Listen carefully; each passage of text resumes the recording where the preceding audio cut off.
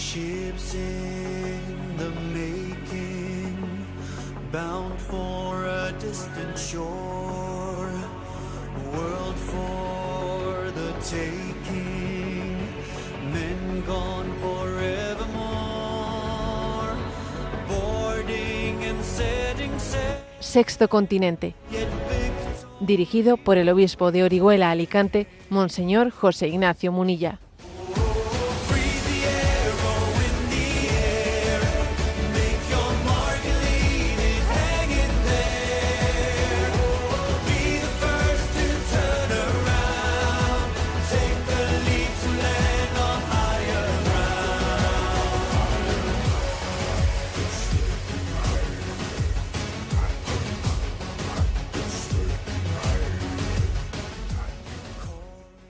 Cordial saludo a todos los oyentes de Radio María. Un día más, con la gracia del Señor, nos disponemos a realizar este programa radiofónico llamado Sexto Continente, que lunes y viernes de 8 a 9 de la mañana, una hora menos en las Islas Canarias, realizamos aquí en directo en Radio María España.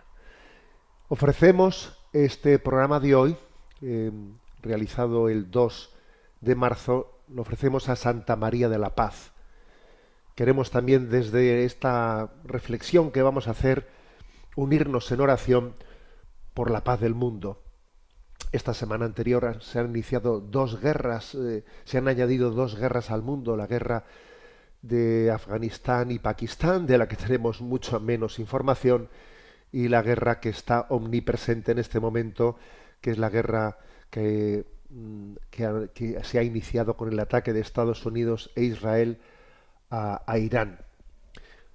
Desde la vocación también de nuestro programa de Sexto Continente queremos hoy hacer un análisis, ¿no?, desde la perspectiva de la doctrina social católica.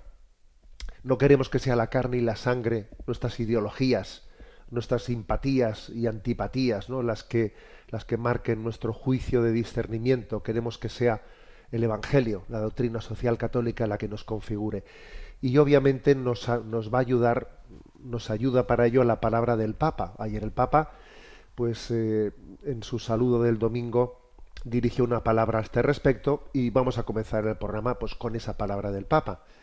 Obviamente él mostró una gran preocupación y dijo palabras claras, ¿no?, y diáfanas. La estabilidad y la paz no se construyen con amenazas mutuas ni con armas que siembran destrucción, dolor y muerte, sino sólo a través de un diálogo razonable, auténtico y responsable. Ante la posibilidad de una tragedia de enormes proporciones, hago un sincero llamamiento a las partes implicadas para que asuman la responsabilidad moral de detener la espiral de violencia antes de que se convierta en un abismo irreparable. Que la diplomacia recupere su papel y se promueva el bien de los pueblos que anhelan una convivencia pacífica basada en la justicia. Y sigamos rezando por la paz. Vamos a escucharle al Papa en sus propias palabras, porque siempre, obviamente, ¿no?, la voz de nuestro pastor hace que nosotros distingamos la voz del pastor entre otras muchas voces, ¿no? Y no pongamos todas las voces en el mismo al mismo nivel a la hora de hacernos un juicio interior. Obviamente la voz de nuestro pastor es una voz clave, ¿no?, a la hora de formarnos un juicio interior. Lo escuchamos. Seguo con profonda preoccupazione quanto sta accadendo in Medio Oriente e in Iran in queste ore drammatiche. La stabilità e la pace non si costruiscono con minacce reciproche né con le armi che seminano distruzione, dolore e morte, ma solo attraverso un dialogo ragionevole, autentico e responsabile. Dinanzi alla possibilità di una tragedia di proporzioni enormi, rivolgo alle parti coinvolte l'accorato appello ad assumere la responsabilità morale di fermare la spirale della violenza prima che diventi una voragine irreparabile.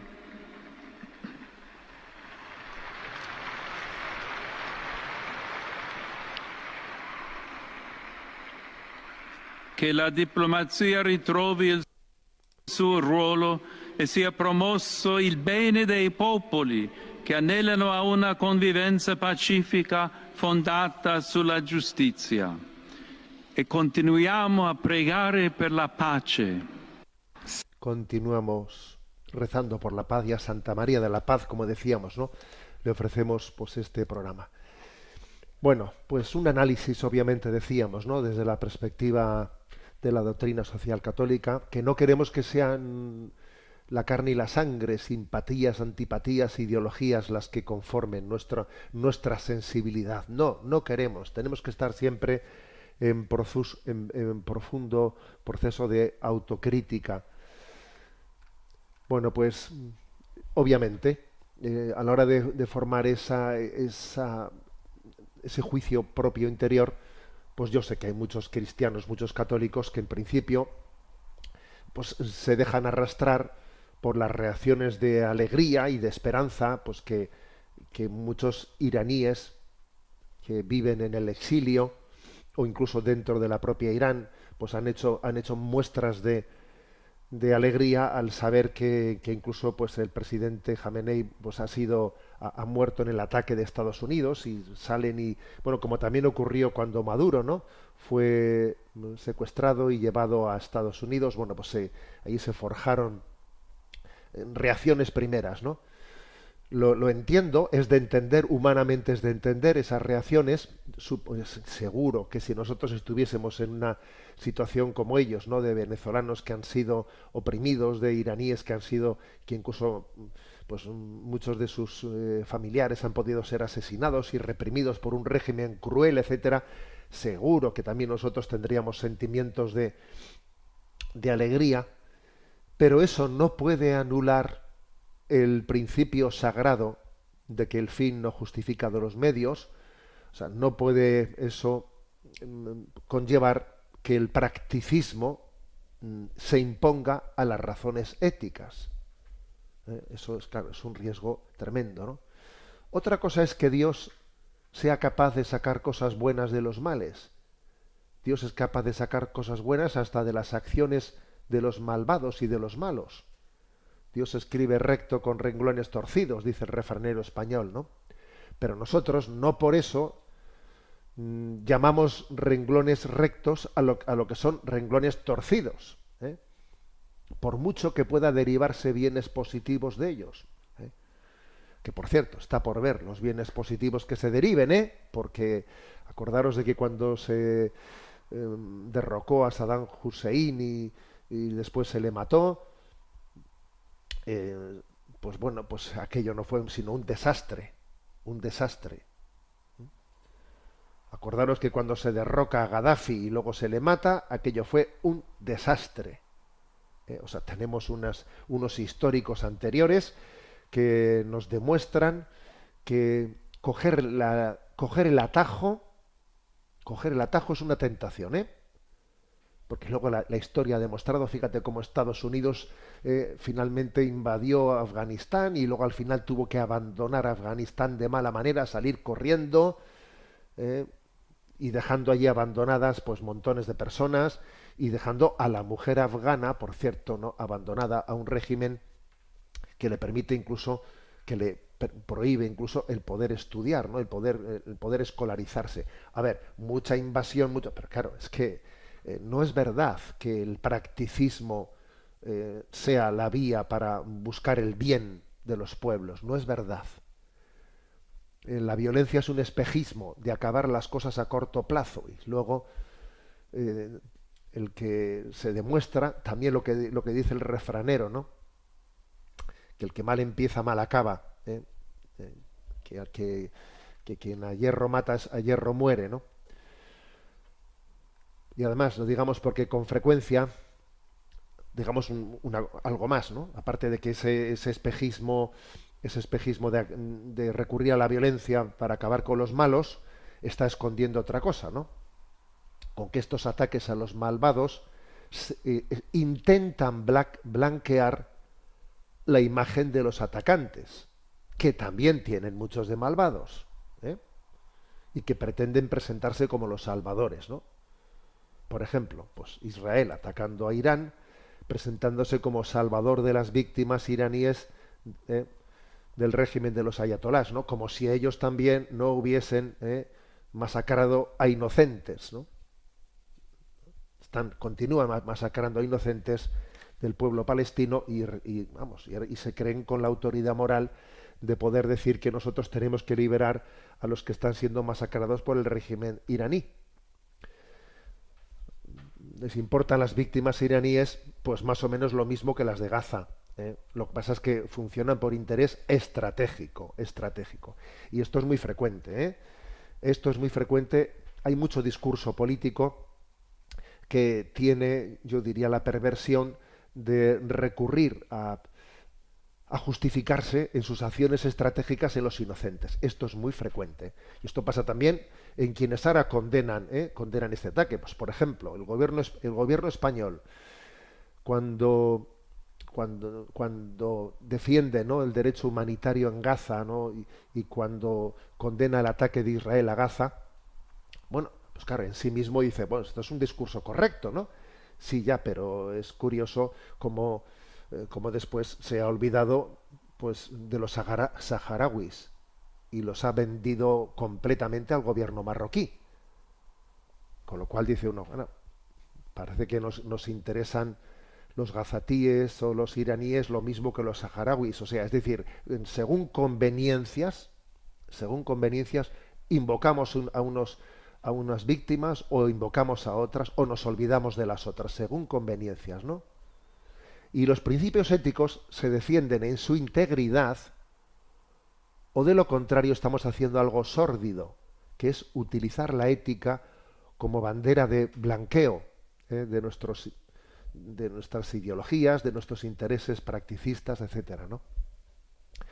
Cuando ahora Israel o Estados Unidos, ¿no?, se envuelven en la bandera de los ciudadanos iraníes víctimas de los ayatolás, están manipulando de forma subliminal, tan subliminal como inconfesable, un resorte interior de los corazones humanos, ¿no?, que necesita ser redimido. Se están apoyando en un resorte, lo están manipulando. ¿A qué me refiero? Se están sirviendo del odio a los enemigos. Claro, en las víctimas existe odio a los enemigos. Y ahora vienen unos y se sirven de ese odio a los enemigos para venir aquí y presentarse como salvadores, buscando sus intereses, ¿no? Es obvio que muchos iraníes, como antes venezolanos, ¿no?, odian a sus tiranos, pero aprovecharse de este resorte para pretender arroparse en su apoyo, saltarse el derecho internacional, imponer la ley del más fuerte al servicio de sus propios intereses es malévolo. Por otra parte, es un manipular a los débiles, manipular a las víctimas, para luego dejarlos tirados cuando llegue el momento. Como he dicho que la historia ha demostrado en Medio Oriente, ¿no?, pues en Irak, en Afganistán y en tantos otros sitios, ¿no? Esto es algo que es especialmente perverso, utilizar el resorte del odio, para luego presentarse como redentor. Porque en este punto el político se transforma en una figura casi mesiánica. Yo os defenderé, yo restauraré tu dignidad perdida, yo haré pagar al enemigo. Y es obvio que los oprimidos necesitan la ayuda del mundo, pero una ayuda no manipuladora, una ayuda del conjunto de las naciones, ¿no? Los aprovechados de turno necesitan gente oprimida para envolverse en su bandera, para así poder perseguir impunemente sus objetivos inconfesables, ¿no? Claro que se necesita una ayuda internacional, pues para llegar, ¿no?, a restaurar la justicia en muchos países, por supuesto, pero cuidado con los falsos redentores, los que utilizan la bandera ética para finalmente pervertirla, ¿no? Porque se sirven del odio de las víctimas, de ese odio no redimido, y el odio es la gasolina más barata del poder.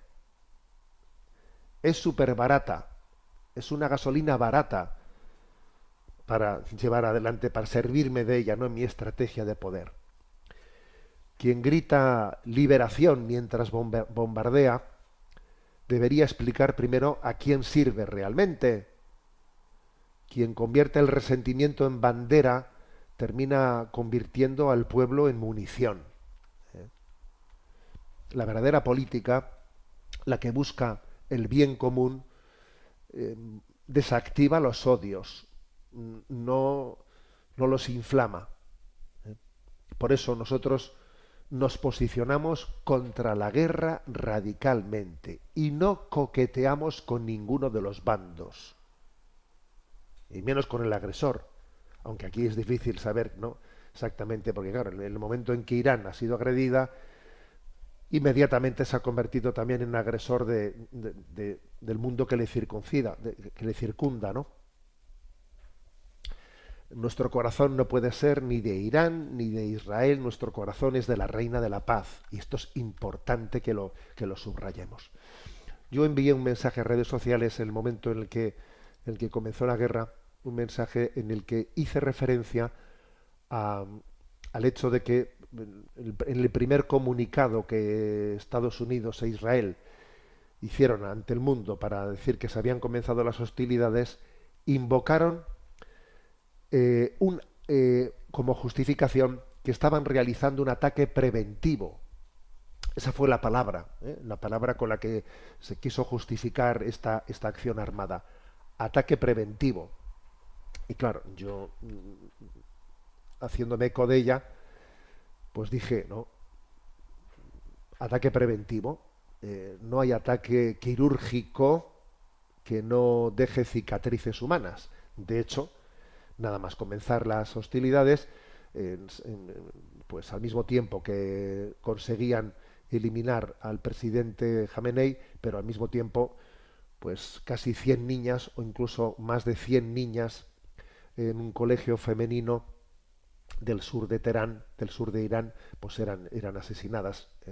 Suponemos que en un error de esos, ¿no?, del ataque quirúrgico, porque no hay ataques quirúrgicos, al final hay víctimas por todos los lados. Ha habido personas en redes sociales que han pretendido decir que eso era un bulo, y de bulo nada. Está confirmado por todas las agencias que en el primer día del bombardeo pues se alcanzó un colegio de niñas en Irán, que eran unas 160 alumnas, de las cuales primero se dijeron 31 muertos, luego subieron a 51, a 91, en este momento son más de 100 niñas ya, y el resto pues están gravemente heridas, o sea, el colegio quedó totalmente destruido. Por eso yo dije, no hay ataque quirúrgico que no deje cicatrices humanas, ¿no? Y quien siembra el odio estratégico cosecha inseguridad perpetua. Y además ninguna nación gana cuando la dignidad humana pierde, ¿no? Entonces creo que lo primero que tenemos que hacer es desenmascarar el concepto de ataque preventivo. ¿Qué es eso de ataque preventivo? La legítima defensa exige que haya existido una agresión real, no una hipótesis de que me pueden agredir. Sabemos que el catecismo de la Iglesia Católica tiene un punto en el que habla de las condiciones que tienen que darse para una guerra justa. Es el punto 2309 del catecismo de la Iglesia Católica. Pero claro, la primera razón que aduce el catecismo para justificar una intervención armada es que uno haya sido agredido. Pero claro, decir, yo voy a hacer un ataque preventivo, antes de que me agredan voy a agredir yo. A ver, eso obviamente está totalmente fuera de los parámetros de la doctrina social de la Iglesia. La legítima defensa exige una agresión real, no una hipótesis de que me van a agredir. Prevenir no puede ser atacar. Prevenir es negociar. Prevenir es inspeccionar. Prevenir es verificar, prevenir es dialogar. Claro, es que si la sospecha basta para disparar, si la sospecha de que me puede disparar a mí basta para que yo le dispare, entonces el derecho internacional y la diplomacia se convierten en papel mojado. Convertir la prevención en excusa es abrir la puerta a guerras infinitas, eso, claro. Preventivamente te voy a atacar yo a ti, pues tú verás. Eso es como si Putin dice, voy a invadir Ucrania preventivamente, pues tú verás.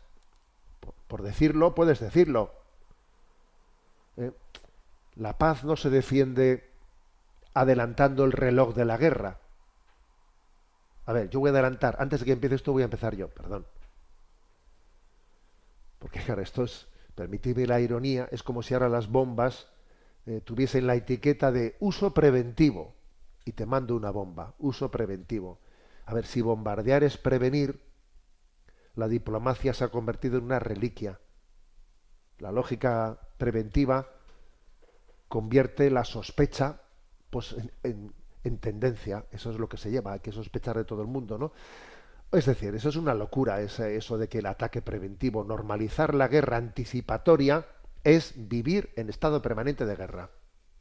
Así el mundo vive en guerra continuamente, claro. Es que no tiene, es imposible, ¿no? Es imposible salir de esa lógica. Y luego además hay que decir una cosa, que Trump vuelve a meter a Estados Unidos en una guerra sin buscar la autorización del Congreso y sin tener el apoyo de la opinión pública estadounidense. Que las encuestas realizadas en Estados Unidos, la mayoría de la población está en contra de esta intervención armada. Y es más, el Capitolio se disponía a votar esta semana, una resolución para impedirle al presidente atacar unilateralmente a Irán. Y el presidente se ha adelantado al voto del Capitolio para atacar yo antes de que el Capitolio diga que no tengo el respaldo del Congreso para poder atacar. Entonces dice uno, pero ¿qué legitimidad es esta? No únicamente internacional, sino incluso interna. ¿Qué legitimidad es esta? Es que además recordemos que según la legalidad estadounidense, según el artículo 1 de la Constitución norteamericana, es el Congreso el que tiene que autorizar las intervenciones armadas. Es una prerrogativa que está reservada para el poder legislativo en Estados Unidos. Entonces, es el poder legislativo el que toma la decisión de una guerra y entonces el presidente actúa como comandante en jefe. Ya, pero es que aquí el legislativo no ha sido consultado. Y es verdad que este es un tema muy polémico en Estados Unidos, porque claro, se ha distinguido entre guerra en sí misma y acciones urgentes que de alguna manera quieren salir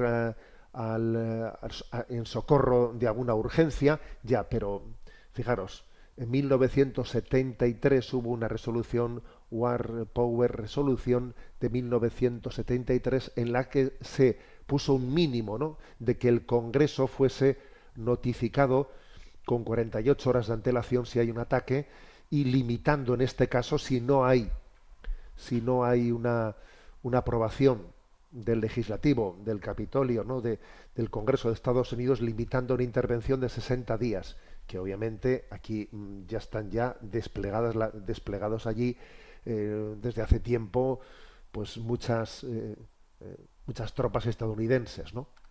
Y como digo, además, la población estadounidense se ha manifestado en las encuestas mayoritariamente en contra de este ataque, ¿no? Y además, digamos una cosa más, no olvidemos que un punto clave de la campaña electoral de Donald Trump fue su promesa de salirse de los conflictos internacionales. Él llegó, ¿no?, a la Casa Blanca con la promesa de que no nos vamos a meter en líos internacionales y Estados Unidos tiene que pensar en sí mismo y en su riqueza interior y vamos a olvidarnos de los demás, ¿no? llega, fijaros, llega a la Casa Blanca con esa promesa y ahora fijaros lo que está ocurriendo. Entonces dice uno, ¿y esto cómo se explica? Pero ¿cómo se explica que esté ocurriendo absolutamente lo contrario, ¿no? Pues esto es una cosa que hay que hacérsela ver, porque alguna explicación tendrá que tener esto, ¿no? Y yo creo que hay algo que nos aproxima a entender esto, ¿no? Y es la tentación del poder. La tentación del poder es tremenda, es una droga, ¿eh? Es enfermiza la tentación del poder, ¿eh? Digamos también que dentro de Estados Unidos hay un debate muy interesante y muy potente, ¿no? En el que también hay voces éticas, voces que desde la doctrina social, incluso católica, están haciendo reflexiones muy importantes. Para empezar, hubo recientemente una resolución del Tribunal Supremo en la que se, se puso coto, o sea, se denunció la intromisión del presidente Trump con el tema de los aranceles, porque también, según la Constitución norteamericana, los aranceles a los productos que entran desde fuera es una competencia no del presidente del gobierno, sino del legislativo. Son las cámaras las que tienen que votar si hay aranceles o no. Pero también el presidente del gobierno ha asumido eso y es él el que ha dicho, pues yo pongo aranceles. Bueno, pues el Tribunal Supremo de Estados Unidos, que no es sospechoso de ser demócrata, porque la mayoría de ese tribunal lo ha nombrado Donald Trump, y por lo tanto sus jueces, ¿no?, han sido, digamos, de confianza de Donald Trump. Sin embargo, pues mostrando que existe también gente que es honesta, ha dictado una resolución contra Donald Trump diciendo que esos aranceles que se están imponiendo van en contra de la Constitución norteamericana y diciendo que tiene que haber separación de poderes. Por cierto, el punto 408 del compendio de la doctrina social de la Iglesia Católica dice que se pone a favor de la división de poderes de un Estado. Es preferible, dice, leo literalmente, es preferible que un poder esté equilibrado por otros poderes y otras esferas de competencia que lo mantengan en su justo límite. Es este el principio del Estado de Derecho, en el cual es soberana la ley y no la voluntad arbitraria de un hombre. Claro, es que esto lo dice el compendio de la doctrina social, punto 408, de la Iglesia Católica. Pero es que la Constitución de Estados Unidos dice que pues la declaración de guerra y los aranceles no son una prerrogativa del presidente de Estados Unidos, sino del legislativo. Entonces, veamos lo que está ocurriendo aquí, ¿eh? Gracias a Dios existen voces proféticas que no se dejan arrastrar por el populismo y que tienen capacidad crítica, ¿eh? Pues por ejemplo, estamos pensando en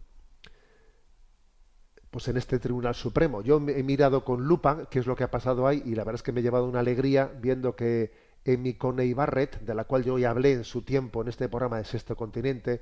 Amy Coney Barrett es una mujer, una católica que Donald Trump nombró para el Supremo, una católica comprometida con la causa provida, una mujer que tiene 7 hijos, 5 hijos naturales y 2 hijos adoptados, además 2 hijos adoptados, 2 niños pequeños de Haití que adoptó con muchos problemas de salud, ¿no?, con gravísimos problemas de salud, y esa mujer con 5 niños adoptó 2 niños de Haití, pues una católica, vamos, provida, pues una mujer que yo me acuerdo que en este programa hice un poco el comentario jocoso, bueno, si esta mujer se presentase como candidata a presidenta de Estados Unidos, vamos, la verdad es que sería un referente maravilloso, ¿no? Bueno, pues yo he mirado de reojo a ver qué es lo que ha hecho esta mujer y obviamente esta mujer ha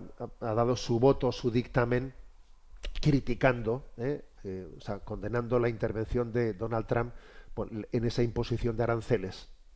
Pero es que él, después de que le han dicho eso, ha dicho, pues ahora pongo más. Y ahora dice, bueno, entonces si te saltas toda la legalidad, en el fondo si estás rompiendo las normas de tu propia casa, ¿cómo no vas a romper las normas del resto del mundo? Entonces, gracias a Dios están comenzando a existir esas voces críticas, ¿no? Dentro de lo que llaman el mundo MAGA. El mundo MAGA es una expresión con la que se viene a decir que es el mundo cultural que ha apoyado a Donald Trump, pero por ejemplo, es el caso del locutor, del cual también en este programa Sexto Continente hemos hablado en más de una ocasión, Tucker Carlson, que es un influencer muy potente, que tiene que él ha decidido, pues antes trabajaba, ¿no?, en distintas cadenas televisivas, y ha decidido ahora, pues, ser, digamos, autónomo desde las redes sociales, y tiene una cuenta en Twitter que tiene más de 17 millones de seguidores, ¿no? Tucker Carlson, que por cierto también ha sido el que ha tenido la santa libertad, que aquí pusimos un audio suyo, la santa libertad de condenar cómo ha habido pastores evangélicos que han pretendido buscar razones bíblicas, ¿no?, para la matanza en Gaza, y eso él lo ha denunciado, diciendo cómo podemos recurrir a la Biblia para hacer esa matanza. Bueno, pues también él ha afirmado, ¿no?, en declaraciones suyas ante ABC News, que es absolutamente repugnante y malvado, pues que ahora se declare esta guerra, ¿no? Entonces, pues obviamente, gracias a Dios, también existe, ¿no?, existe una resistencia, que es la que yo quisiera también que desde nuestro programa educásemos en ella, ¿no? Pues como esta miembro del Tribunal Supremo de Estados Unidos, Amy Coney Barrett, como es el caso de Tucker Carlson, etcétera. O sea, creo que no nos tenemos que dejar llevar de los posicionamientos ideológicos. Tenemos que tener criterio moral y ético. Y el fin no justifica los medios. Y sencillamente la violencia es malvada. Y no es verdad que sea defensiva, no es verdad. No lo es. Con lo cual vamos a pedir, ¿no? Vamos a pedir el don de la paz. Una canción por la paz de José Luis Perales. La escuchamos.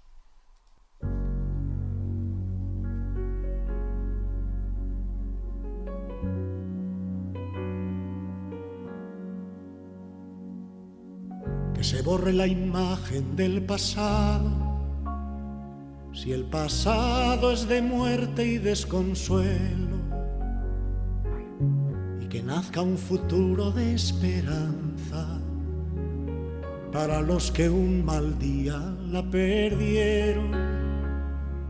Que se llene la tierra con sonrisas de niños y que pare la guerra para siempre. Que hoy la luz se vuelva a encender, que suene una canción de amor, que todos los hombres que llenan la tierra apuesten unidos por la paz, y todas las voces se eleven al cielo al grito de libertad. Que camine la gente confiada por un campo sin minas y sin muertos, que sea pasado y olvidado este presente loco y violento. Que nazca la esperanza en los ojos de todos y el abrazo fraterno para siempre. Que hoy la luz se vuelva a encender, que suene una canción de amor, que todos los hombres que llenan la tierra apuesten unidos por la paz, y todas las voces se eleven al cielo al grito de libertad.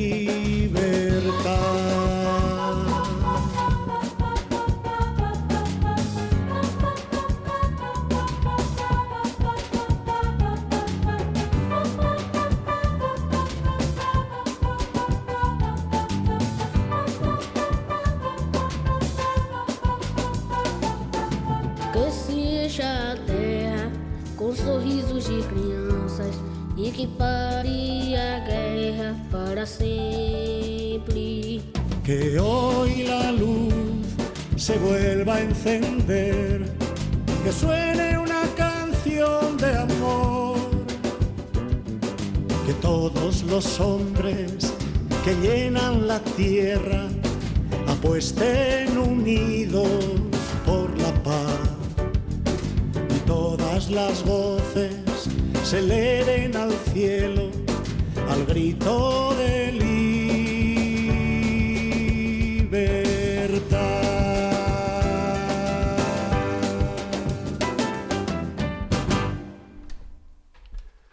Oramos por el don de la paz. A Santa María de la Paz hemos ofrecido este programa. Vamos adelante y vamos a tratar otro tema. Este es de ámbito más interior de España, pero que obviamente tiene también mucho que mostrar al resto del mundo. Me refiero a la batalla por la vida en torno al aborto.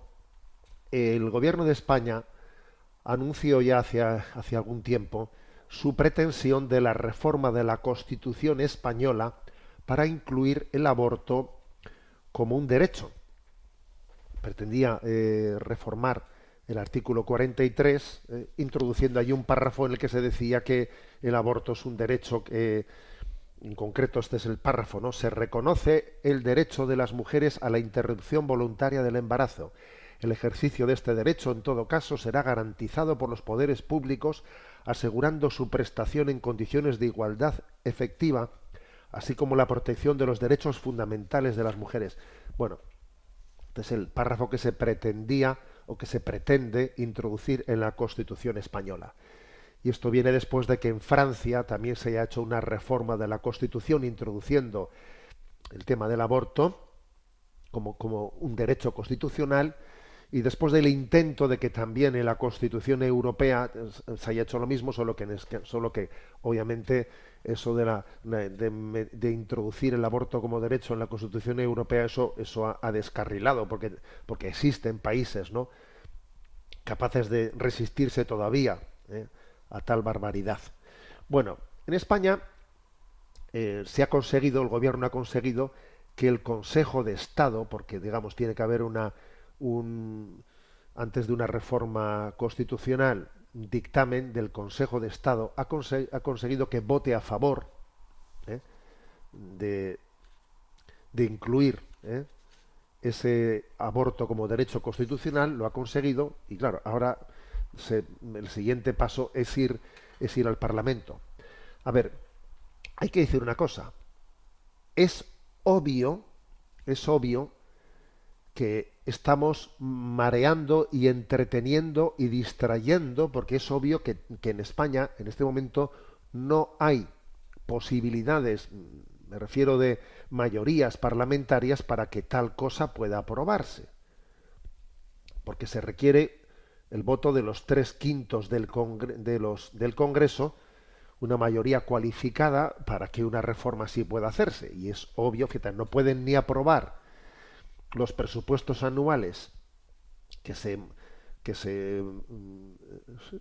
pueden aprobar por mayoría simple, con que para tener una mayoría cualificada. O sea, es obvio que no lo van a poder hacer. Ayer se publicaba en El Debate un interesante artículo de doña Lourdes Méndez, que es una diputada por Murcia, en el que explicaba pues, cosas, detalles de por qué esta propuesta cuando llegue al espacio legislativo no va a tener recorrido, y explicaba ahí toda una serie de tecnicismos que yo no soy capaz de trasladaros, pues para entender que esto es absurdo. Entonces la pregunta es, ¿y si ellos saben que no lo van a conseguir, por qué se emplean en esto? Pues yo creo que esta es una reflexión que nos tenemos que hacer. A ver, el gobierno español recurre a agitar la opinión pública con algunos temas porque entiende que les sirven para distraer la atención de otras cuestiones que resultan mucho más incómodas, temas de corrupción y otras muchas historias, ¿no? Además de entender que son temas con los que van a obtener un apoyo popular grande. Entonces, yo quisiera hacerme una reflexión. ¿Qué le pasa a la sociedad española para que enarbolar, por ejemplo, ¿no?, la bandera del aborto le resulte rentable a quien la enarbola? ¿Por qué determinados temas morales y religiosos, ¿no?, se convierten en palancas electorales eficaces? ¿Y esto es así? ¿O quizás eso es una estrategia que se puede volver en contra de quien la pone en marcha? Permitidme una breve reflexión a este respecto, ¿no? Por una parte, quizás detrás de esta estrategia hay una lógica política, que lo importante es movilizar más que convencer. Es como si dijese, bueno, el gobierno ya sabe que no va a convencer a todo un país, pero lo que quiere es movilizar a la base y desmovilizar a quien sea de un pensamiento contrario. Entonces, temas como el blindaje del aborto, o yo qué sé, o la resignificación del Valle de los Caídos, etcétera, son temas que movilizan, activan, digamos, identidades profundas. No son debates técnicos ni prácticos, ¿no? Son debates simbólicos. Y cuando un asunto toca lo emocional, la identidad, la historia, deja de ser racional y vuelve a ser emocional y tribal, ¿no? Y eso en términos electorales es oro. Es oro. Intentar hacer que ciertas personas, pues, cierta gente que, por ejemplo, está marcada por la memoria histórica no cerrada de las dos Españas, etcétera, pues se movilice. España todavía no ha resuelto del todo, ¿no?, el relato del siglo XX. Entonces, la guerra civil sigue siendo un campo simbólico. Y está claro que con el tema de la resignificación del Valle de los Caídos y con el tema del aborto, etcétera, de los derechos de la mujer, se intenta resucitar esas heridas de el enfrentamiento entre las dos Españas, la España religiosa y la España atea.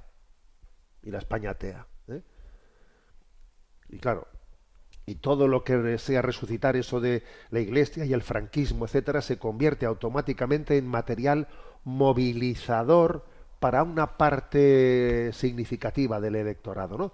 O por lo menos eso creen ellos, que esto es un terreno fértil. Y entonces pretenden moverse como pez en el agua en una sociedad emocionalmente polarizada, porque responden mucho más, ¿no?, mucho más fácilmente a sus estímulos.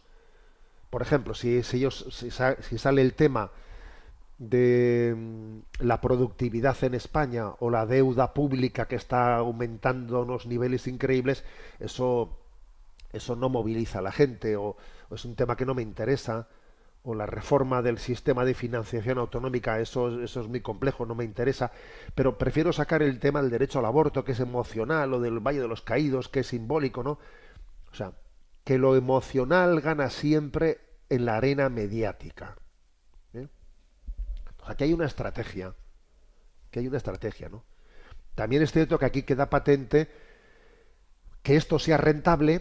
Solo se explica pues porque hay una secularización fuerte en la sociedad, ¿no?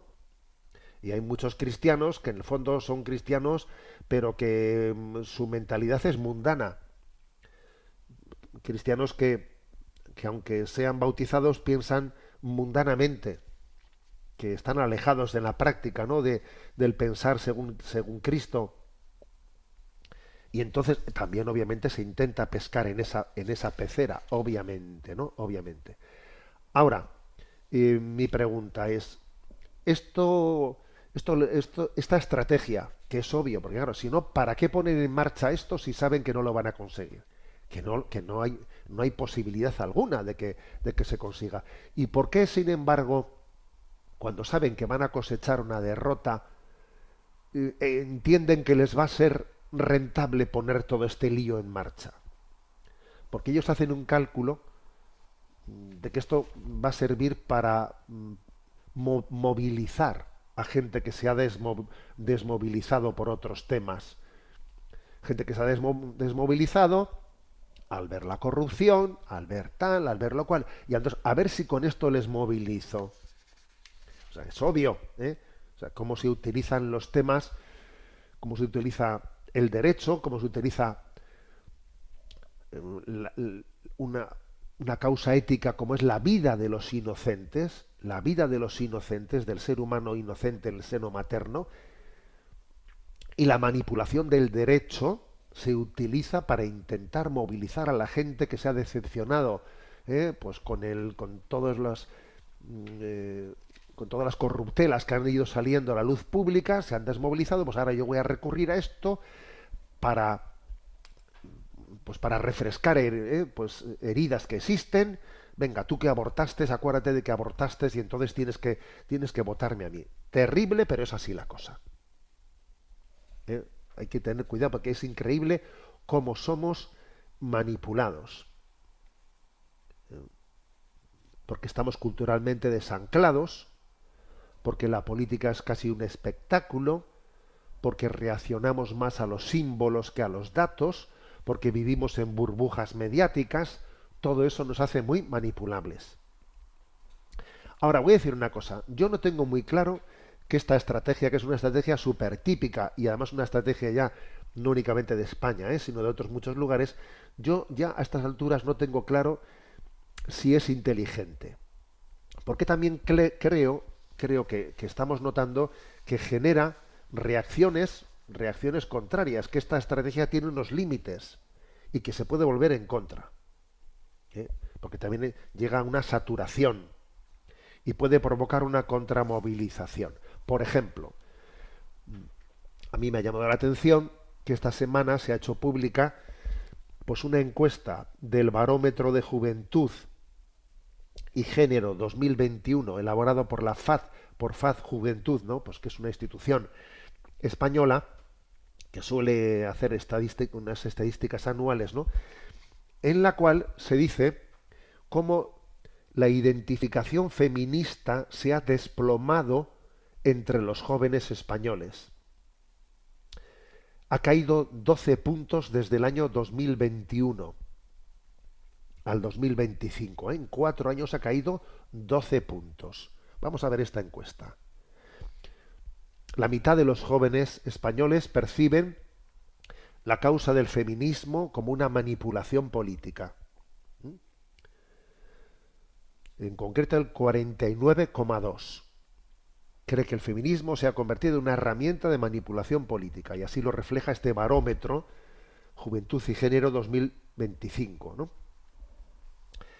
Al mismo tiempo, este estudio, financiado por la Delegación del Gobierno contra la Violencia de Género, que se basa en 3.327 entrevistas realizadas entre abril y mayo del año pasado, dice que se trata de una tendencia que no es puntual, sino que es año tras año la causa feminista va perdiendo fuerza y va perdiendo fuerza, ¿no? Y es verdad que la brecha entre los hombres y las mujeres sigue siendo pronunciada, En concreto, el 51% de las jóvenes se identifica como a favor de la causa feminista y solo el 26% de los chicos. Pero también está ocurriendo que el descenso de la causa profeminista es también muy notable dentro de las propias chicas, porque también ha descendido, pues en los últimos 2 años, 6 puntos entre ellas. O sea, quiero decir que el recurrir a esos resortes de manipulación, de tipo emocional y de tipo tal, para intentar distraer y ganarme y movilizar a la gente, tiene sus límites.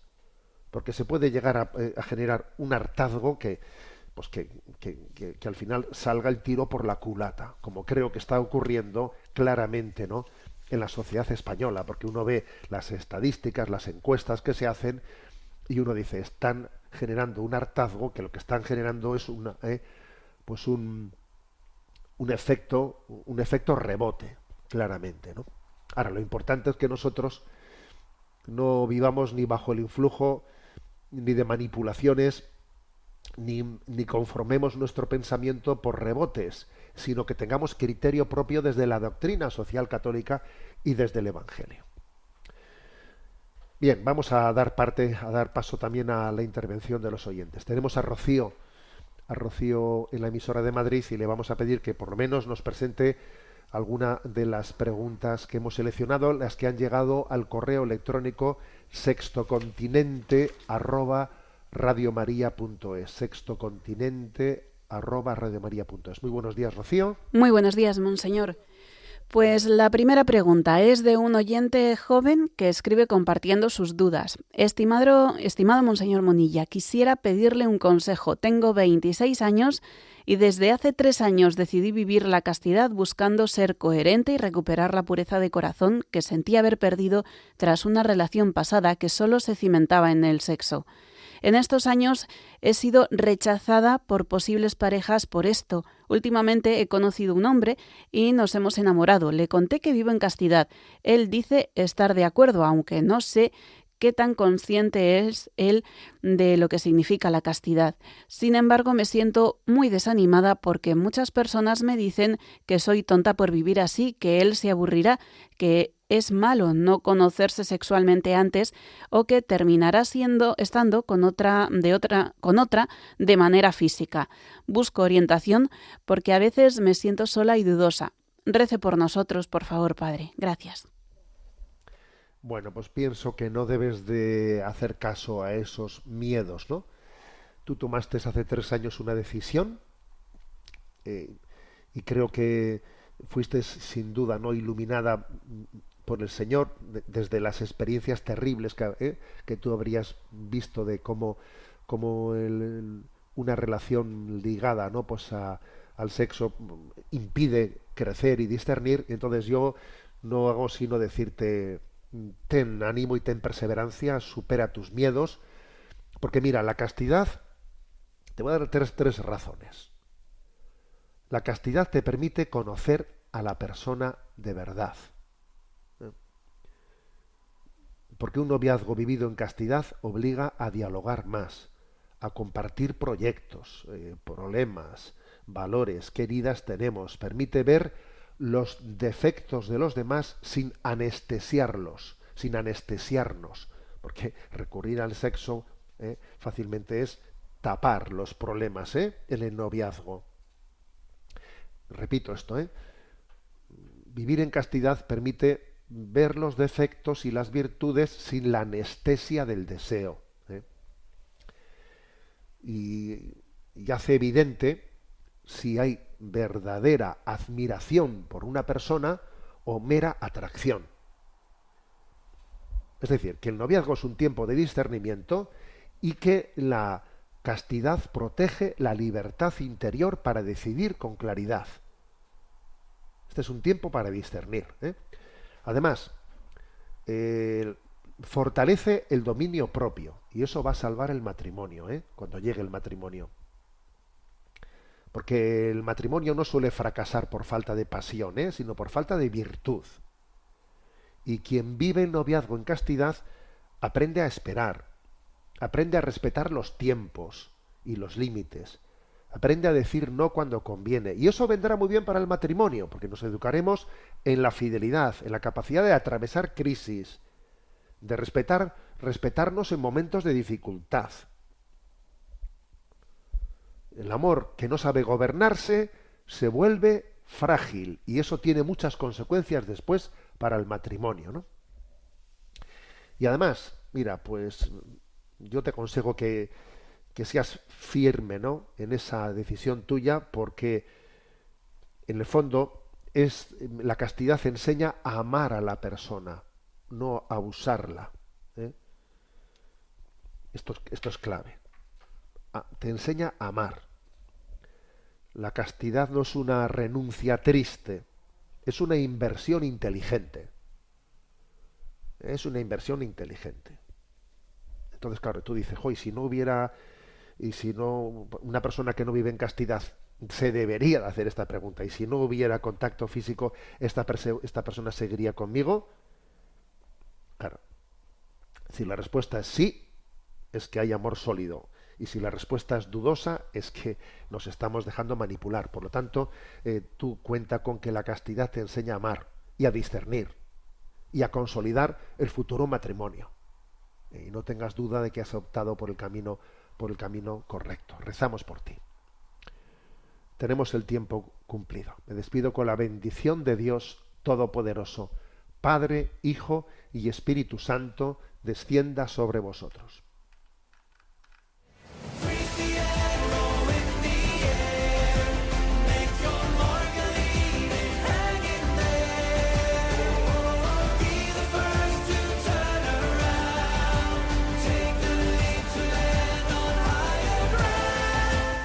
Finaliza en Radio María Sexto Continente, dirigido por el obispo de Orihuela Alicante, Monseñor José Ignacio Munilla.